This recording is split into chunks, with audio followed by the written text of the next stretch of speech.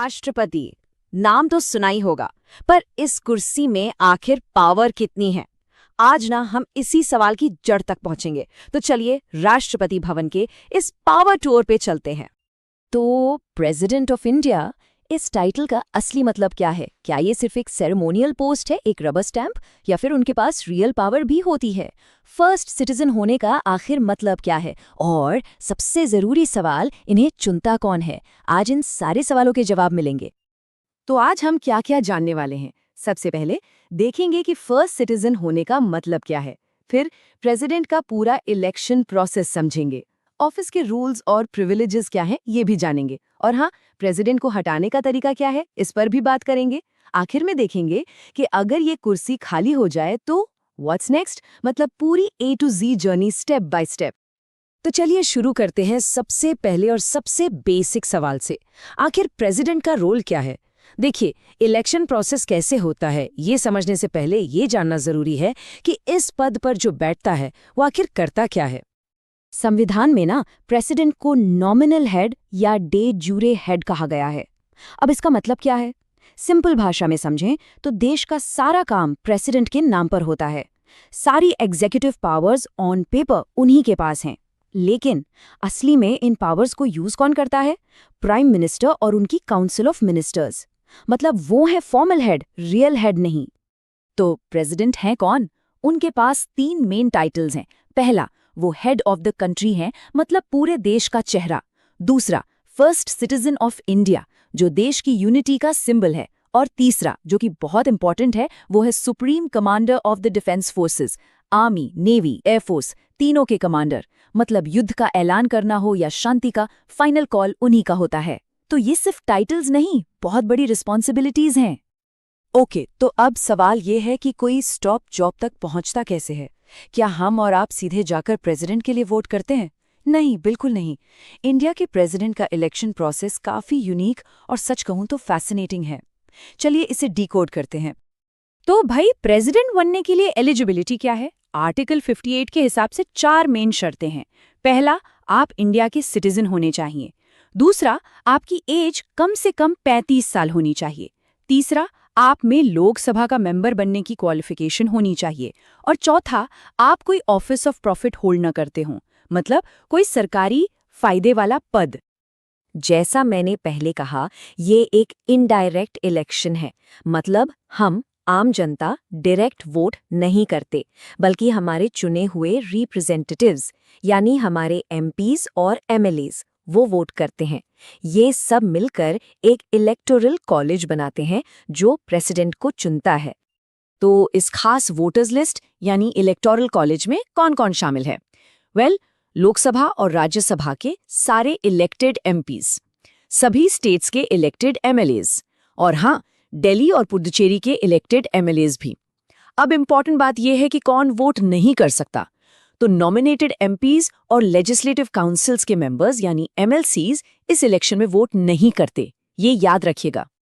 Okay, election हो गया, president चुन लिए गए। अब आगे क्या? मतलब ऑफिस के रूल्स क्या हैं? कार्यकाल कितना होता है? और क्या उन्हें कुछ स्पेशल पावर्स या प्रिविलेजेस मिलते हैं?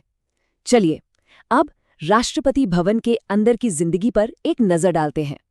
प्रेसिडेंट ऑफ इंडिया का टर्म ऑफ ऑफिस होता है पूरे 5 साल। ये बात आर्टिकल 56 में लिखी है। और यहाँ एक इंटरेस्टिंग फैक्ट, हमारे पहले प्रेसिडेंट डॉक्टर राजेंद्र प्रसाद इकलौते ऐसे प्रेसिडेंट हैं जिन्होंने 2 टर्म सर्व किए, आज तक का सबसे लंबा कार्यकाल। और री इलेक्शन की बात करें तो यहाँ इंडिया और यूएसए के सिस्टम में एक बहुत बड़ा डिफरेंस है। इंडिया में एक पर्सन कितनी भी बार प्रेसिडेंट बन सकता है, नो लिमिट्स, जबकि जैसा कि हम जानते हैं यूएसए में प्रेसिडेंट सिर्फ 2 बार ही सर्व कर सकता है ना? इंटरेस्टिंग। इस पद के साथ कुछ कंडीशंस भी आती हैं। प्रेसिडेंट पार्लियामेंट या स्टेट लेजिस्लेचर का मेंबर नहीं हो सकता। अगर हैं तो सीट खाली करनी पड़ती है।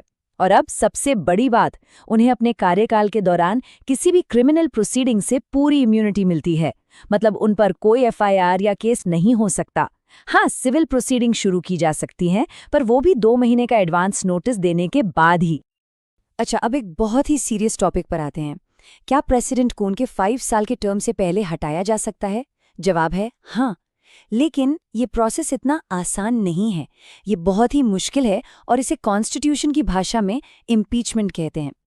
प्रेसिडेंट को हटाने का सिर्फ और सिर्फ एक ही ग्राउंड है, वायलेशन ऑफ द कॉन्स्टिट्यूशन, यानी संविधान का उल्लंघन। पर मजे की बात यह है कि वायलेशन ऑफ द कॉन्स्टिट्यूशन का मतलब क्या है, ये कॉन्स्टिट्यूशन में कहीं डिफाइन नहीं किया गया है, तो ये बहुत ही सीरियस चार्ज है। और यही कहानी में आता है एक बहुत बड़ा ट्विस्ट। जो लोग प्रेसिडेंट को चुनते हैं वो उन्हें हटाते नहीं हैं। जरा सोचिए, इलेक्शन में एमएलएज वोट करते हैं, राइट? पर इम्पीचमेंट में उनका कोई रोल नहीं होता। दूसरी तरफ नॉमिनेटेड एमपीज जो इलेक्शन में वोट नहीं करते, वो इम्पीचमेंट में वोट करते हैं। ये इलेक्शन और इम्पीचमेंट के प्रोसेस का सबसे बड़ा डिफरेंस है। तो ये इम्पीचमेंट होता कैसे है? पहला स्टेप, चार्जेस किसी भी हाउस में, लोकसभा या राज्यसभा में इनिशिएट किए जा सकते हैं, पर इसके लिए 1/4 मेंबर्स के साइन चाहिए। स्टेप 2, प्रेसिडेंट को 14 दिन का नोटिस दिया जाता है। स्टेप 3, फिर उस रेजोल्यूशन को दोनों हाउसेस से स्पेशल मेजॉरिटी से पास होना होता है, और ये स्पेशल मेजॉरिटी है टोटल मेंबरशिप का 2/3, जो कि बहुत बहुत मुश्किल है। और हाँ, इस पूरी प्रोसेस के दौरान प्रेसिडेंट को अपना पक्ष रखने का पूरा हक होता है।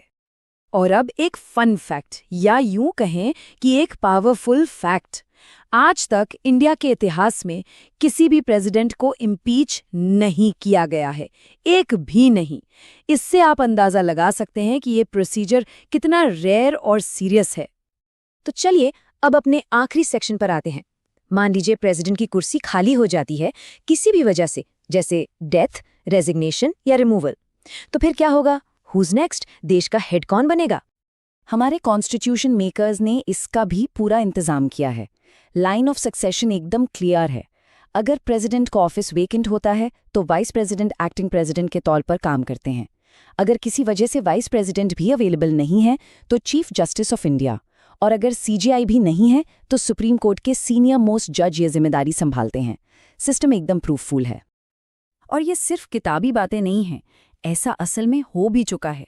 1969 में जब प्रेसिडेंट जाकिर हुसैन की मृत्यु हुई तो वाइस प्रेसिडेंट वीवी गिरी एक्टिंग प्रेसिडेंट बने।